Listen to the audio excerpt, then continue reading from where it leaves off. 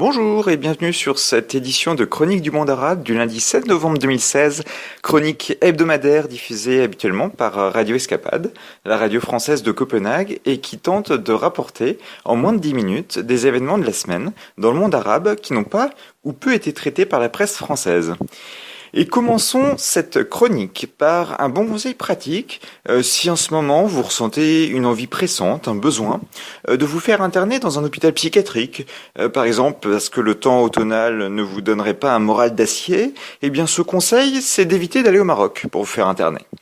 Un article paru dans un quotidien marocain, le quotidien El Sabah, la semaine dernière, évoquait en effet le destin mitigé, dirons-nous, des quelques anciens malades de l'hôpital de Bouya Omar.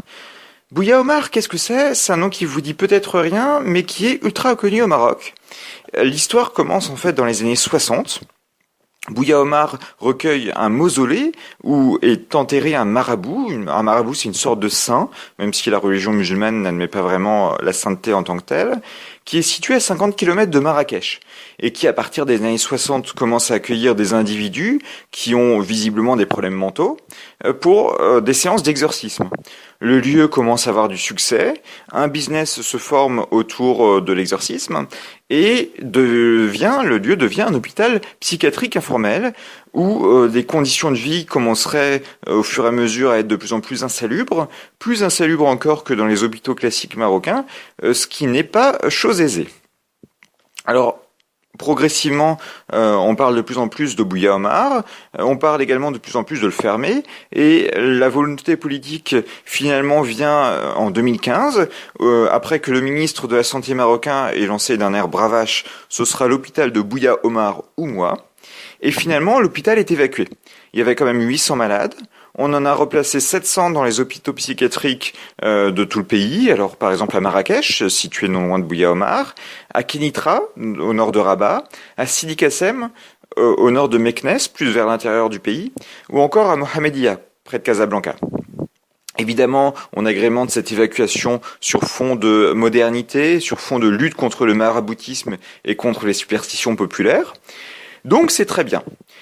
Jusque-là, tout va bien. Eh ben non.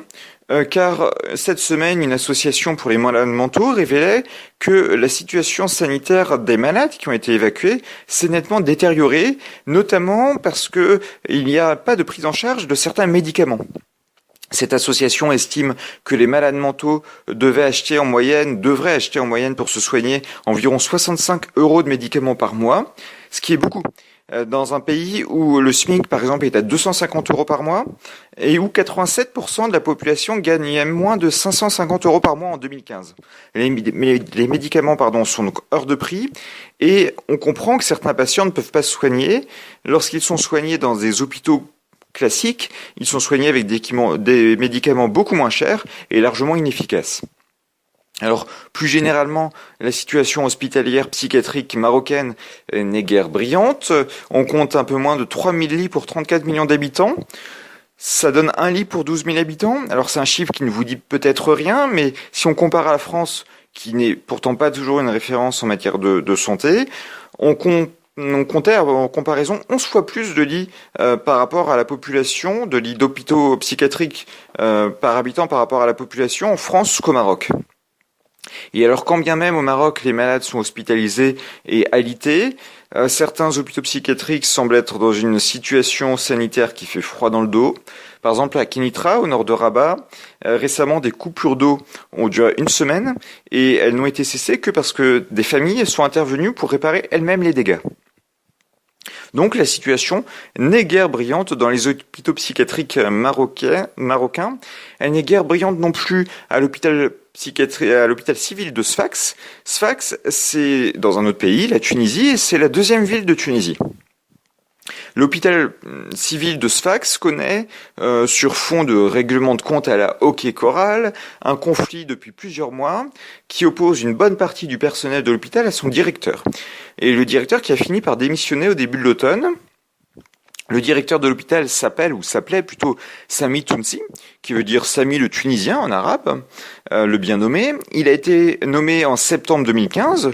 Jusque-là, tout va bien, sauf que Sami Tounsi, nommé donc dans l'hôpital de la 2e ville du pays, a la particularité d'être un militaire de carrière.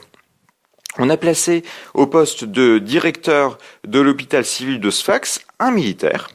Alors, il a certes eu des fonctions, notamment comme directeur de l'hôpital militaire de Gabès, qui est une ville un peu plus au sud du pays, mais c'est quand même un militaire, et ce qui n'a pas du tout été au goût de certains personnels de l'hôpital, notamment des personnels du syndicat de l'UGTT, le principal syndicat tunisien, qui l'ont un peu pris comme une tentative de l'État de gérer les personnels comme on gère des soldats. Bref, l'hôpital a été pendant 1 an le théâtre d'un psychodrame. Le directeur était obligé de quitter son bureau sous escorte policière ou de gérer son hôpital depuis Tunis, ce qui n'est guère pratique parce que on l'empêchait de venir à son hôpital. Le ministère de la Santé, quant à lui, a pris parti pour le directeur de l'hôpital en suspendant plusieurs syndicalistes, ce qui a évidemment jeté de l'huile sur le feu. Et au final, donc après 1 an de conflit, le directeur Sami Tounsi a demandé à revenir dans son corps d'origine, le ministère de la Défense, où il coulera des jours heureux. Mais cette affaire, en fait, révèle que la tension sociale est patente dans un grand nombre d'hôpitaux publics en Tunisie. Il y a à peu près 8% du PIB tunisien qui est consacré à la santé, mais en fait, la plupart des hôpitaux sont dans des situations financières catastrophiques. Et par ailleurs, l'État est régulièrement accusé de laisser pourrir volontairement les hôpitaux publics pour favoriser l'essor des cliniques et des intérêts privés. Donc si vous voulez vous faire soigner en Tunisie, évitez également l'hôpital de Sfax et par ailleurs, soyez suspicieux sur les médicaments que l'on vous donnera. En effet, depuis quelques semaines, un scandale sanitaire a émergé en Tunisie, celui du produit Vaken. Alors Vaken, ça ne vous dit peut-être pas grand-chose non plus, c'est un médicament anesthésique qui est régulièrement utilisé notamment dans des interventions de césarienne, qui a été utilisé dans plusieurs hôpitaux et cliniques du pays et qui possède le léger inconvénient d'avoir provoqué 3 morts quand même et 18 crises d'épilepsie depuis 2014, ce qui est un peu dommage. Et pourquoi ce médicament aurait provoqué autant de dégâts? C'est parce qu'il serait périmé. C'est un peu dommage de faire circuler des médicaments périmés dans des hôpitaux ou dans des cliniques. Mais qui est coupable? A priori, c'est la pharmacie centrale. Il se trouve qu'en Tunisie, il y a une pharmacie centrale qui possède le monopole des produits pharmaceutiques, qui achète auprès de fournisseurs souvent étrangers des médicaments et qui les redistribue ou les revend auprès des hôpitaux et des cliniques. Et il se dit que pour perdre le minimum d'argent, la pharmacie centrale n'a pas hésité à mettre sur le marché des produits périmés au lieu de les détruire tout simplement. Évidemment, la direction de la pharmacie centrale jure qu'elle n'y est pour rien et que c'est un complot. Le ministère de la Santé, quant à lui, a fini par suspendre l'anesthésique douteux, mais ça la fout un peu mal. C'est d'autant plus embêtant que ce scandale sanitaire n'est pas le premier en Tunisie et n'est pas le premier de cette année, l'année 2016, puisqu'un peu plus tôt, au cours de l'été, il y avait eu des stents périmés. Alors, qu'est-ce que c'est un stent? C'est un ressort qui est posé dans une artère pour éviter qu'elle se bouche. Et il y a beaucoup de gens en Tunisie qui ont des problèmes cardiaques. Et des stents périmés avaient été posés sur plus de 100 patients, ce qui est dommage parce que notamment ce ressort, lorsqu'il est périmé, perd un grand nombre de son efficacité. Ce scandale avait provoqué au cours de l'été la fermeture dans plusieurs cliniques de salles spécialisées pour les décathétérismes cardiaques. Et donc, ajouté au scandale du Vaken, cela montre qu'il y a un vrai problème autour de l'utilisation de médicaments venus parfois de l'étranger et en tout cas périmés dans les différents services hospitaliers et cliniques du pays.